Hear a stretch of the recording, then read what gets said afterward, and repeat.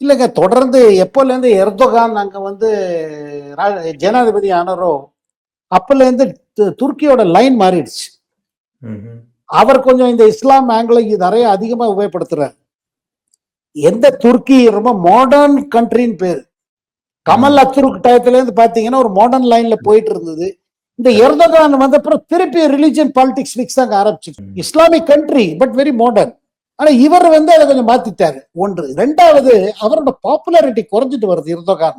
இப்படி இருக்கும் பொழுது இந்த யுக்ரைன் விஷயங்களுக்கெல்லாம் பிறகு பாத்தீங்கன்னா பாகிஸ்தான் பண்ணது. இப்போ ஒரு வாரம் முன்னாடி தகவல் என்ன வந்ததுன்னா, அந்த பிளேன் வந்து ஒரு பிளேனை வந்து இறங்கிச்சு.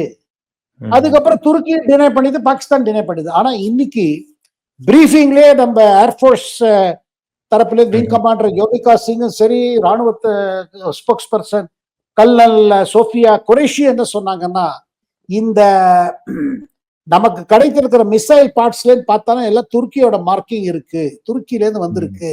சில இதுல சைனீஸ் மார்க்கிங் துருக்கி வந்திருக்கு.